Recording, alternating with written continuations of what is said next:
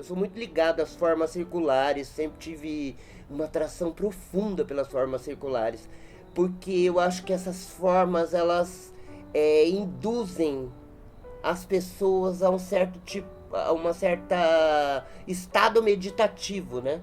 E as mandalas lá no espaço, na pista de caminhada da Escola Imaculada Conceição, elas foram movidas a isso. Porque eu acho que elas promovem uma reflexão profunda. E eu, como também tenho meus compromissos sociais, eu falei, não, vou trabalhar os padrões reinventados indígenas sobre essas tampas, como se fosse alvo. Foi assim que surgiram as mandalas Imaculada. Como era um espaço onde as pessoas caminhavam ao redor de uma quadra, né? Esse caminhar, de alguma forma, não é porque aquilo era retangular que não fosse circular, né? E é um espaço de convívio social, onde as pessoas, além de caminhar, elas conversam, elas se encontram, elas paqueram. Eu acredito que deve ter surgido muitos relacionamentos da pista de caminhada do Imaculada Conceição.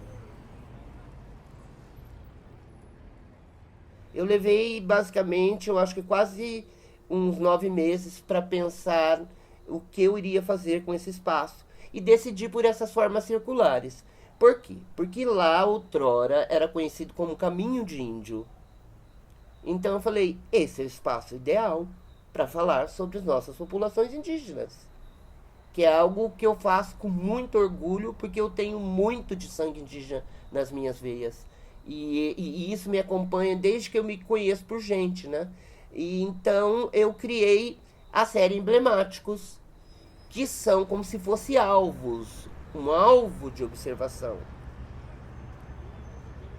Essas obras eu quis dar um título muito convidativo, que é Bendito os homens que amam a terra na plenitude da sua natureza.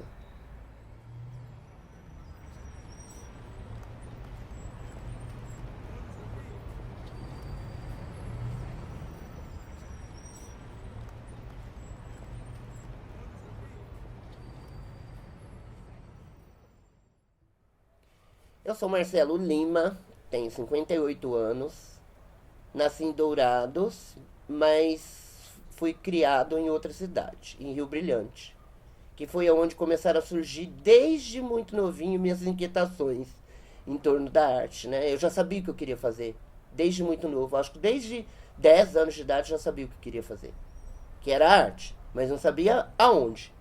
E tive uma família, minha mãe, minha avó, sobretudo, que foi quem me deu todas as noções de ecologia que eu tenho. Era uma bruxa, minha avó.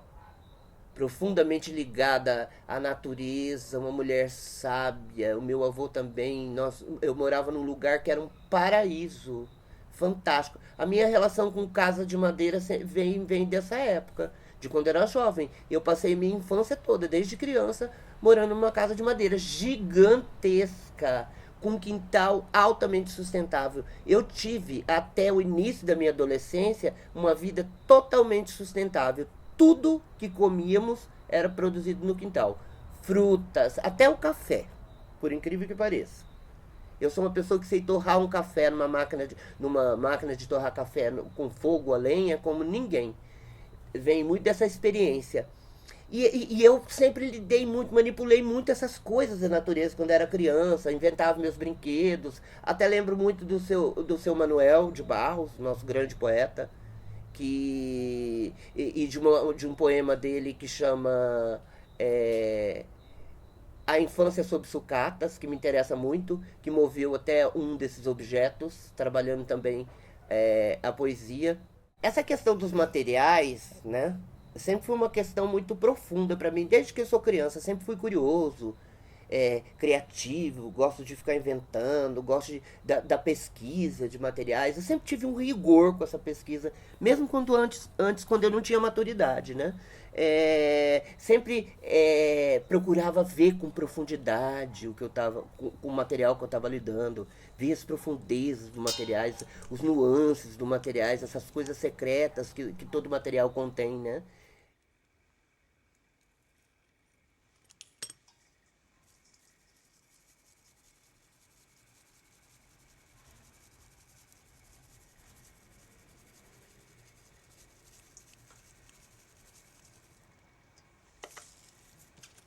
E esses pigmentos eu comecei a manipular ao longo do tempo. Eu utilizo cinza, cristais de carvão, ferrugem, que foi uma herança de Rigotti, a ferrugem na minha vida, assim, a ferrugem no sentido de produzir tinta. Rigotti trabalhava muito, Paulo Rigotti trabalhava muito com pigmentos de ferrugem. E eu aprendi com ele a fazer pigmentos de ferrugem. E ele utilizava também cinza, só que eu utilizo cinza manipulando tinta acrílica. Quando eu quero trabalhar com tons que eu não encontro na natureza, eu manipulo com cinza. E cinza de várias cores, cinzas brancas, cinzas mais acinzentadas, mais branqueadas. E isso dá um efeito na pintura que tira o brilho da tinta acrílica e dá uma impressão de envelhecimento essa tinta, que é uma coisa que me chama muita atenção na medida em que eu vou fazendo esses trabalhos, que ele fica com a cara da terra, que ele fica com que fica com a alma da terra, né?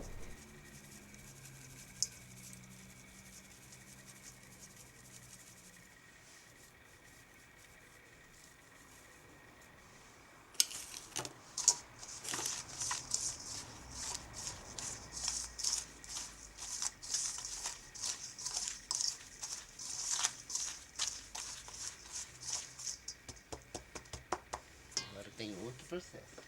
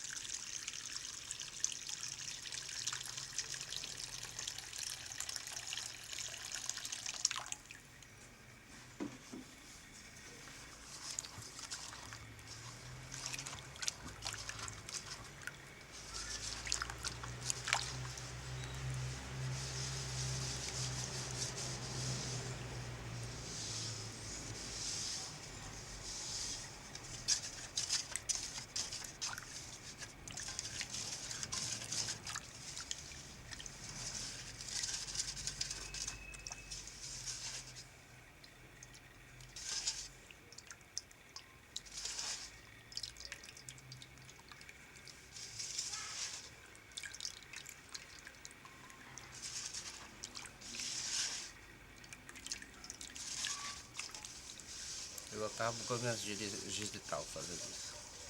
Regaço tudo. Às vezes fica sem digital, você acredita?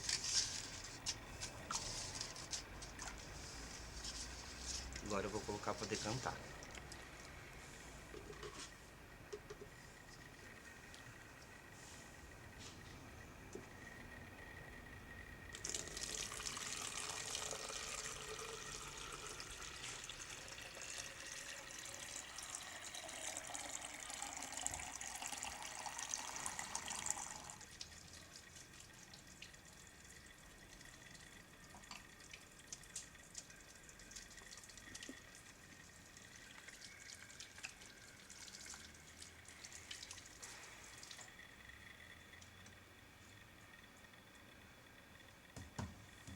Um dia me perguntaram, mas Cello, por que você não tem uma companhia? Você não vive com uma pessoa? Eu falei assim, eu já vivi com tantas pessoas, eu vivo rodeado de pessoas. Nesse instante da pandemia não, mas sempre estou em contato pelas formas viáveis e tudo. Eu conheço pessoas no mundo inteiro. E eu falei, eu se um dia é, quiser uma pessoa para viver comigo, eu quero alguém que me leve livre. Porque eu não sou uma pessoa fácil. E eu quero alguém que me leve livre. E daí eu escrevi, me leve livre. E como eu tenho mania de repetir as coisas e não dividir as palavras, eu disse, eu quero alguém que me leve livre. Me leve livre, me leve livre, me leve livre. E daí eu fui descobrindo palavras. E esse trabalho imprime a minha primeira série, meu primeiro trabalho onde eu tenho uma narrativa autoral. No espelho da janela, eu estava olhando para uma janela na casa de um amigo, estava chovendo e vi umas marcas na calçada e eu vi uma folha nessa marca e vi todas as texturas. Eu falei, que momento lindo, eu preciso registrar esse momento.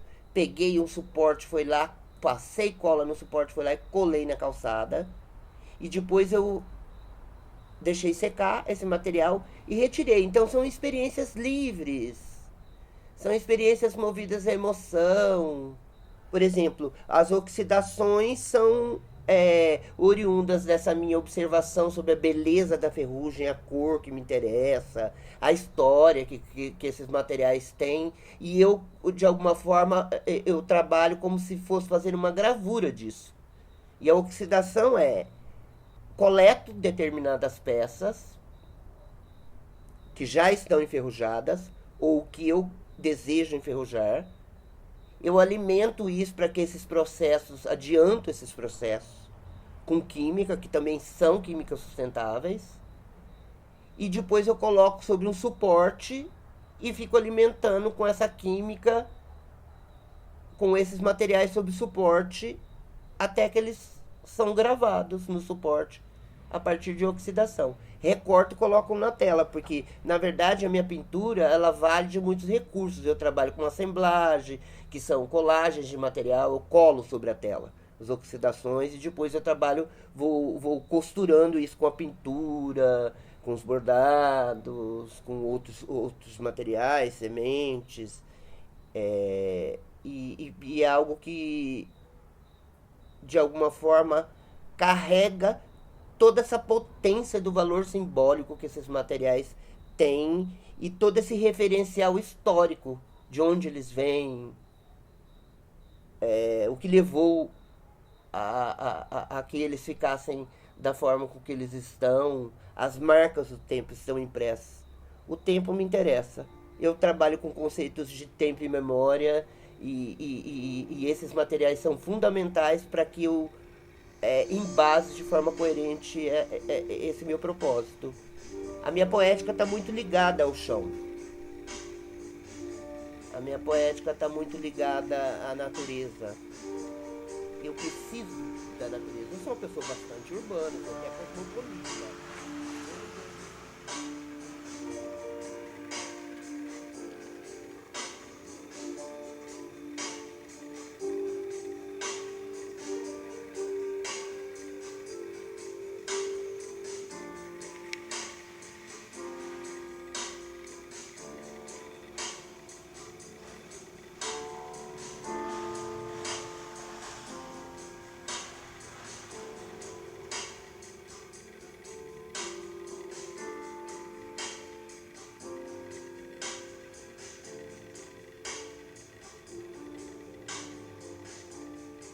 Esse evento está aberto ao olhar de cada um que por aqui passar, para que através dessa interação de olhares possamos construir novas e melhores edições, acreditando na chance de um mundo mais sensível e mais humano. Quarto Salão de Arte de Dourados, Prefeitura Municipal de Dourados, FUNSED. Eu já trabalhei no FUNSED há muitos anos, né? Muito recentemente eu desenvolvi uma ação educativa numa escola estadual do Mato Grosso do Sul. E nessas vivências eu desenvolvi um trabalho com pesquisa de material expressivo. E o projeto era um projeto que trabalhava pintura sobre madeira de reaproveitamento da construção civil e noções de ecologia em sala de aula, que resultou em dois desses objetos que eu mostrei, que são objetos que vêm do universo de sala de aula, trabalhando com jovens do ensino fundamental e ensino médio, em ações educativas e trabalhando todo esse conceito de sustentabilidade, né? É engraçado, eu sempre tive uma atração pelo que é desprezado, né? A minha relação com as oxidações surgiram, na verdade, no momento em que eu morava em João Pessoa, que eu tinha um hábito de passear pela cidade, como era uma cidade que eu não tinha muita intimidade, e nesse período de namoro com a cidade, de descobertas, eu observava sempre uns latões com as tampas de lixo. Latões com tampa, latões de lixo enferrujados. Esses latões, eles tinham uma beleza fascinante. E que também, nesses passeios, foi o que me levou a observar o quanto as pessoas jogam lixo né? A construção civil, o que a construção civil produz de lixo? Para onde vai esse lixo? O que fazem com esse lixo, né? E eu comecei a dar uma importância às latas de lixo, como sempre fui uma pessoa que tem um olhar para o chão, para o perecível, para o que não tem importância, porque o que as pessoas realmente não olham, que acham que é sujo, é feio, isso me interessa. Isso é um material para o meu trabalho. Porque eu acho que arte não tem necessariamente só relação com beleza, né?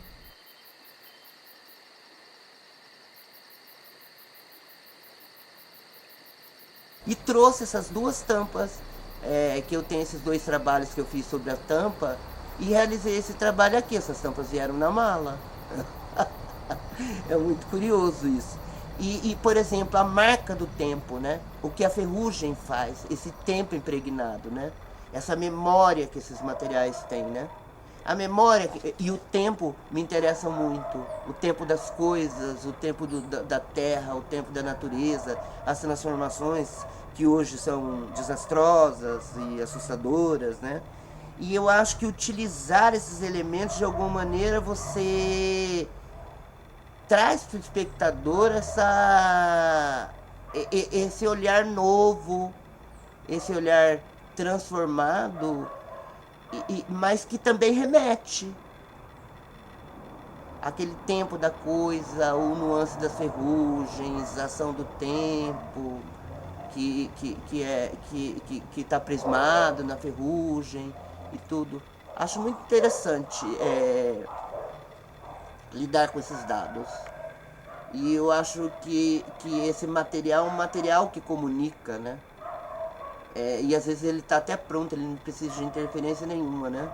Me lembro Marcelo Duchamp, era só com a latrina. É só você pegar a tampa de lixo e colocar num espaço museal, ela já é outra coisa, né?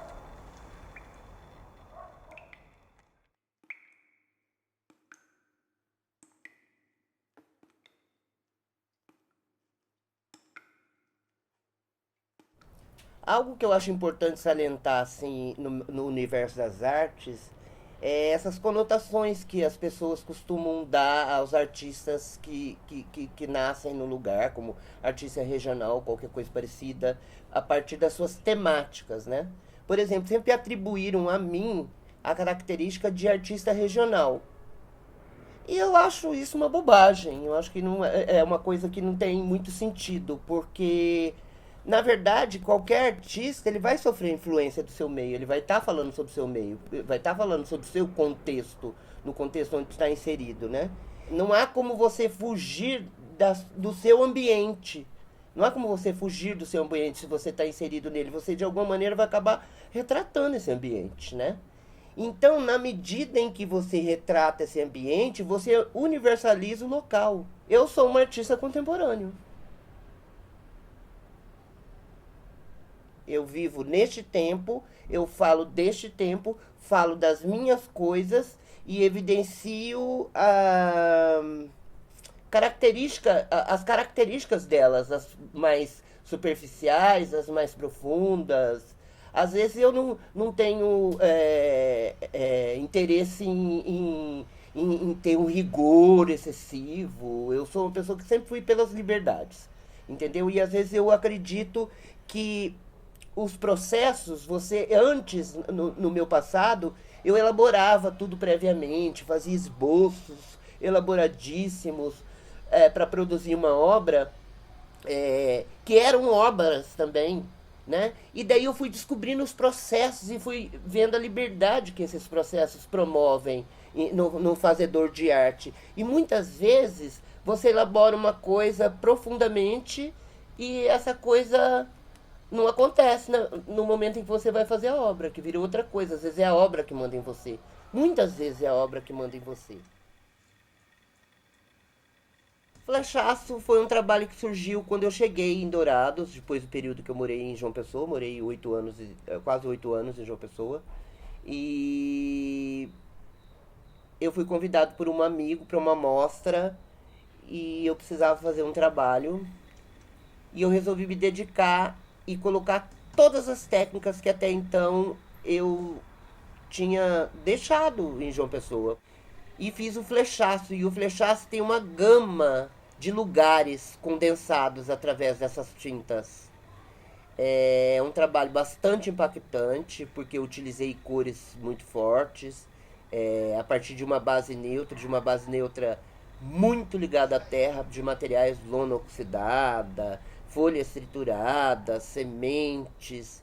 E é um trabalho que fala especificamente da questão indígena, que é uma questão, para mim, crucial e fundamental nas minhas discussões e na construção da minha poética. São coisas que me acompanham ao longo do tempo. É um trabalho onde eu pude dar o meu melhor, não que eu não tenha dado aos demais, mas que é muito representativo dessa minha volta para o Mato Grosso do Sul e a volta à minha origem, à minha ancestralidade e a tudo que me diz respeito e que fala muito sobre mim, sobre quem eu sou, sobre para onde vou e o que eu desejo alcançar. Eu tenho ainda muito chão pela frente. Mesmo que muita gente tenha curiosidade sobre a vida dos artistas, como é que os artistas vivem, toda essa mitificação que as pessoas têm em torno do artista, de ficar endeusando, transformando em mitos, em figuras inacessíveis e nada. Eu gosto dessa simplicidade. Eu sou um sul-mato-grossense original. Não sou conservador, graças a Deus, porque tive educação para não sê-lo. Mas sou pé no chão, pé vermelho, carcanhar rachado. Gosto muito daí, sou bem sul-mato-grossense, gosto até de falar de sotaque. Carcanhar rachado.